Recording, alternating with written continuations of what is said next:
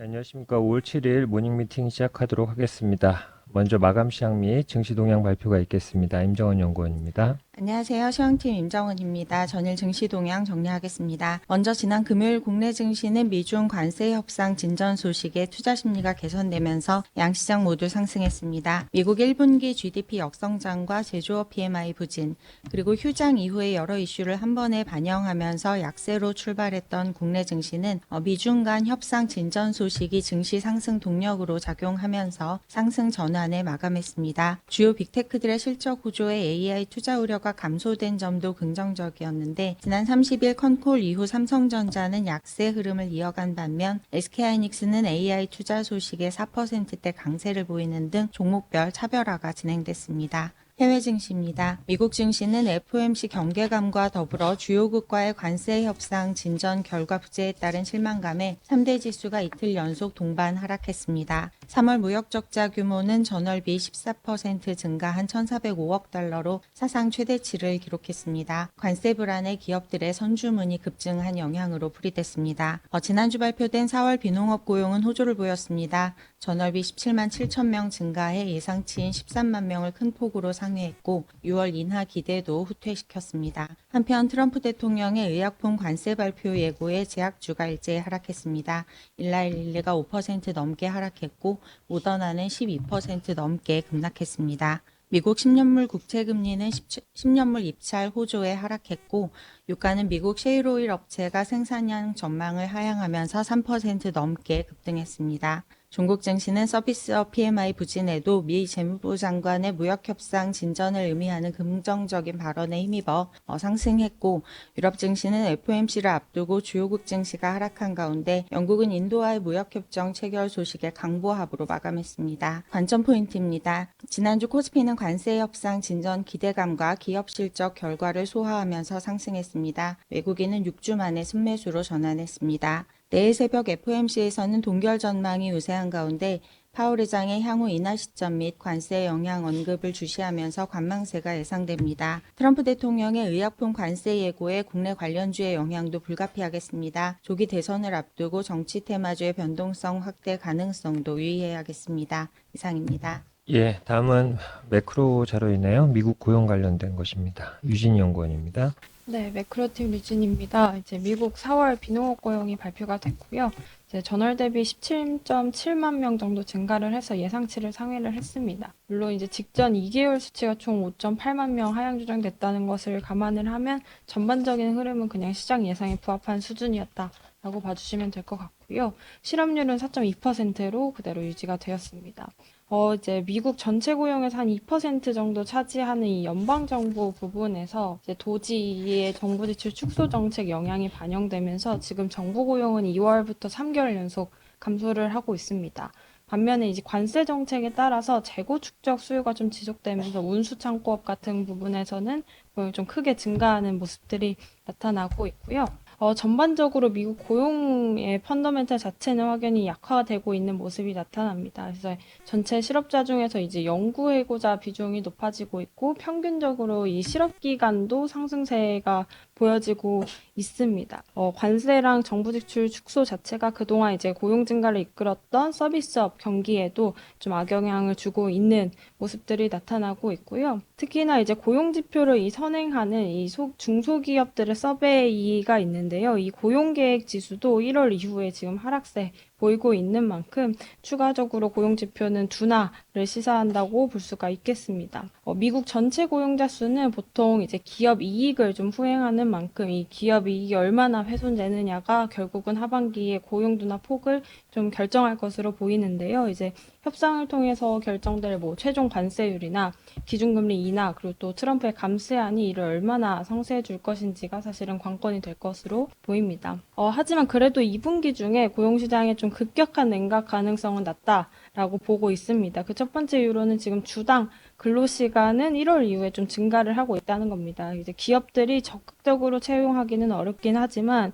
고용을 또 급하게 줄일 유인도 부족하다. 라는 의미로 좀 해석을 해봐야 할 것 같고요. 특히나 소비 심리가 부진하기는 하지만 지금 4월까지 소비가 여러 측면에서 좀 견조하게 이어질 가능성이 높아서 수요에 대한 우려도 당장 좀 본격화되지는 않을 것으로 보입니다. 따라서 미국 고용 둔화는 좀 2분기 중에는 완만하게 진행이 될 수 있다. 이는 또 다르게 해석을 해보면 연준의 선제적인 대응이 나타날 가능성도 좀 높지가 않다라고 말씀을 드릴 수가 있을 것 같고요. 그래서 저희 베이스 시나리오에는 7월부터 금리 인하 재개 시나리오에도 좀 힘을 실어줄 수 있을 것으로 이해해 주시면 될 것 같습니다. 이상입니다. 예, 다음은 기업 및 산업 분석 순서입니다. 먼저 ESG 브리프 자료이고요. 김주선 연구원입니다. 예, 안녕하십니까. ESG 담당 김준석입니다. 이번 주 글로벌 ESG 브리프에서는 기후변화로 인한 보험산업 영향과 함께 금융권의 탄소 배출량, 스콥3 공시 효과나 완화에 관해 말씀드리도록 하겠습니다.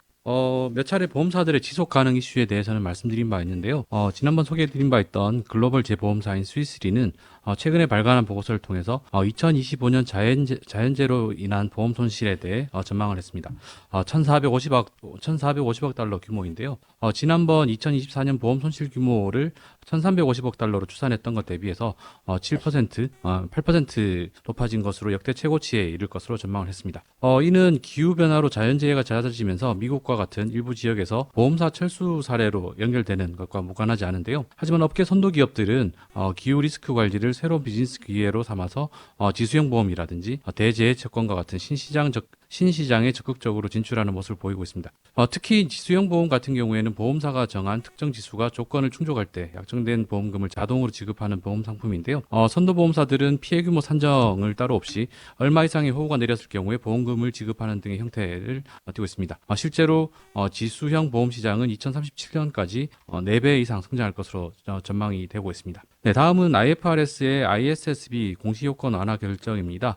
지속 가능성을 이제 공시에 반영하자는 움직임인 ISSB는 최근 증권사, 운용사, 보험사와 같은 금융권의 스콥3 온실가스 배출 공시효권을 완화하는 개정안을 발표를 했습니다. 기존까지 IFRS는 각 회사가 주식이나 채권뿐만 아니라 파생 상품에 대해서도 온실가스 배출량을 공시에 포함하라라는 입장이었습니다만 이번 결정으로 인해서 파생 상품의 복잡한 항목에 대한 공시 부담을 줄이도록 하는 결정이 이번 개정안 핵심이라고 보시면 될 것 같고요.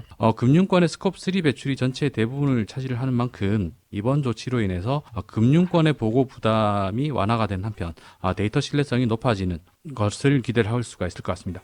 현재 35개 국가가 ASSB 표준을 공식 표준으로 하는 가운데 채택 국가가 늘어나는 속도가 빨라질 것이 예상되는 이유입니다. 보험사, 증권사, 운용사와 같은 금융권을 중심으로 ESG가 실제 실적에 영향을 미치는 동향에 대해 말씀드렸습니다. 자세한 내용 리포트를 참고해 주시면 좋겠습니다. 이상입니다. 다음은 이제 현대차그룹의 4월 판매 속보 자료입니다. 강성진 연구원입니다. 네, 안녕하세요. 자동차 담당 강성진입니다. 지난주 말에 발표됐던 현대차그룹 4월 판매 데이터에 대해서 간략하게 말씀드리겠습니다. 양사 합산으로 전년 동기 대비 판매가 3.3% 증가를 했고요. 저희 전망치를 7.9%나 크게 상회하는 모습이 나왔습니다. 당연히 판매가 잘 나왔기 때문에 저희 기존 영업이익 전망치에 대비해서 한 1,800억 가량의 영업이익 추정치 상향 요인에 해당이 된다라고 일단 말씀을 드릴 수가 있겠고요. 좀 이번 4월 판매에서의 좀 특징을 말씀을 드리면 미국에서의 소매 판매가 굉장히 빠르게 증가를 하고 있습니다. 마크라인스에 따르면은 1년 전 대비 10% 증가를 했고 현대차와 기아차가 각각 18.5%, 13.8%나 증가를 했는데 이는 이제 수입 자동차에 대한 관세가 4월 초부터 부과가 됐고 앞으로 이제 미국으로 들어오는 자동차의 수입 비용이 늘어나고 재고가 줄어들어서 가격이 오를 거라는 소비자들의 두려움 때문에 이 소비자들이 이제 자동차 구매를 서두르고 있기 때문입니다. 그래서 미국 시장에서의 마켓에 나와 있는 그 자동차 재고가 3월 이후로 굉장히 빠르게 줄어드는 모습을 보여주고 있고요. 현대기아차 같은 경우에도 40일 전후에 재고만 남아 있어서 상당히 좀 타이트한 상황으로 가고 있습니다. 이러한 상황이 미국에서의 판매는 이 마진이 좋은 거로 좀 알려져 있기 때문에 이런 판매 증가는 2분기 실적에는 이제 긍정적일 거라고 보고 있는데 지금 미국에 들어와 있는 관세 부과 전에 수입된 재고가 다 소진되고 나면 그러면 이제 미국에서의 판매 대수가 어떻게 될 것이냐, 마진이 어떻게 될 것이냐에 대해서는 불확실성이 굉장히 크다고 말씀드릴 수 있겠습니다. 자세한 내용 리포트 참조 부탁드리겠습니다. 감사합니다. 예, 다음은 이슈 브리프 자료입니다. 태훈선 연구원입니다. 네, 견조한 실적 성장과 트럼프 정책 변화에 힘입어서 조선, 방산, 원전주들의 강세가 지속이 되고 코스피 시가총액의 순위 변화도 나타났습니다. 2024년 초와 비교해서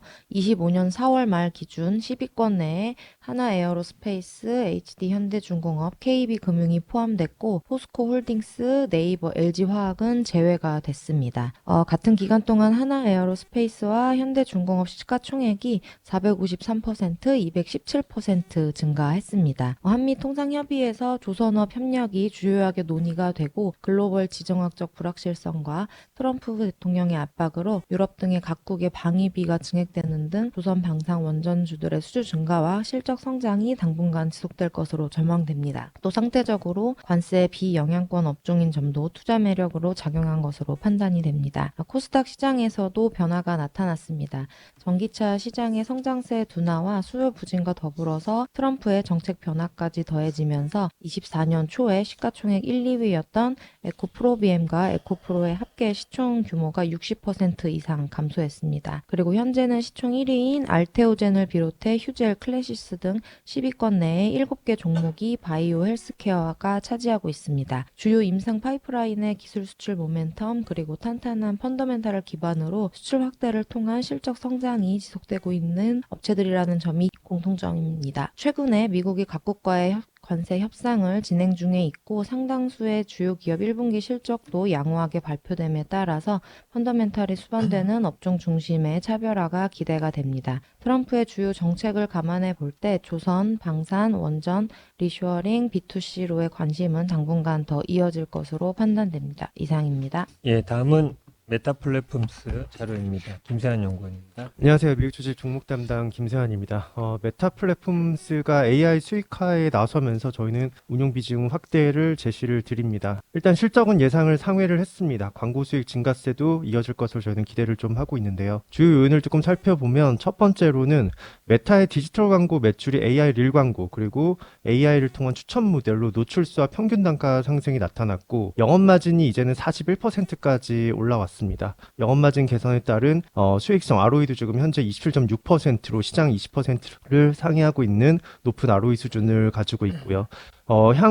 멀티플을 12개월 선행 멀티플을 반영해도 21.8배로 시장보다 크게 높지 않은 수준입니다. 향후 매출 성장성을 반영한 기업 가치 EV 세일즈 같은 경우도 시장 대비 저평가되어 있기 때문에 저희는 운용 비중 확대를 제시를 드립니다. 이번 실적을 간단하게 살펴보면 매출은 16% 전년 동기 대비, EPS는 37% 정도 증가를 했는데요. AI 추천 모델을 도입을 하면서 전환율이 5% 정도 증가했고 지난 6개월간 제공된 인공지능 추천 시스템 개선으로 페이스북 사용 시간은 7%, 인스타그램 6%, 스레드는 35% 증가했습니다. 특히 이제 새로 나온 이 스레드 같은 경우는 월간 활동 유저 수가 거의 3억 5천만 명을 넘어섰고 4세대 주요 소셜 앱으로 지금 현재 자리매김을 하고 있습니다. 메타의 전체 이제 패밀리 앱의 그 일간 활동 유저 수죠. DAU는 34억 명 정도에 지금 돌파를 했고 전년 동기 대비는 5.9% 증가했습니다. 분기엔 매출은 419억 달러, 전년 동기 대비는 16% 증가를 했습니다.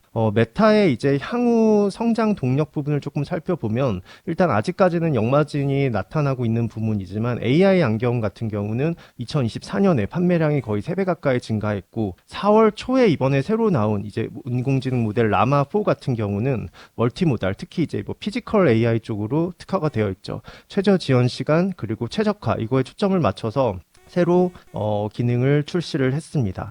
메타의 가장 우려됐던 부분이 이제 캐펙스가 다소 과하다라고 했던 부분은 어느 정도 인공지능 수익화로 인해서 지금 현재 그런 소리는 이제 조금씩 사라진 상태고요. 메타 같은 경우는 이제 올해에도 지금 자본 지출을 640억 달러에서 720억 달러로 기존보다 오히려 상향해서 제시를 했습니다. 자세한 내용 리포트를 참고해 주시기 바랍니다. 예, 다음은 마이크로소프트 자료입니다. 유중호 연구원입니다. 안녕하세요. 미국 기업 분석 담당 유중호입니다. 마이크로소프트가 AI 제품 수요에 기반한 호실적을 기록했습니다. 발표 이후 주가는 상승세가 나타났는데요. 높은 AI 수요와 그리고 지속적인 캐펙스 투자는 장기 성장을 지지할 것으로 기대됩니다. 그러나 일단 저희는 이런 부분이 상당 부분 주가에 지금 반영됐다라고 보고 있고요. 12개월선의 ROE 감소와 그리고 높은 주가 수준을 고려해서 운용 비중을 일부 덜어내는 비중 축소 전략을 제시드립니다. 일단 마이크로소프트 12개월선 P는 동종 기업과 시장을 상회하고 있습니다. 장기 이익 성장성 감안하더라도 비싼 영역에 있고요. 12개월선의 ROE 같은 경우에는 최근 인프라 자산 취득이랑 자본 증가가 나타나면서 하락세가 나타났습니다.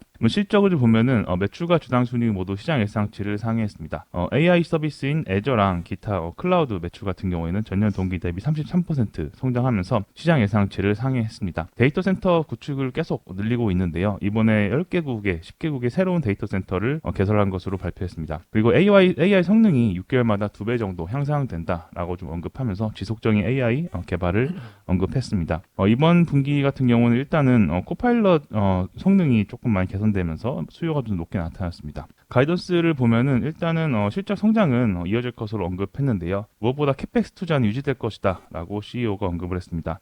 투자 증가율은 줄어들 것이지만 일단 단기 수익 성장과 연관이 높은 단기 자산 지출이 더 확대될 것으로 계획을 잡고 있습니다. 그래서 중장기적으로 일단 애저랑 AI 수요는 높을 것으로 또 언급했습니다. 자세한 내용 리포트 참조해 주시면 감사드리겠습니다. 예, 이상으로 준비된 자료 발표를 모두 마쳤습니다. 감사합니다.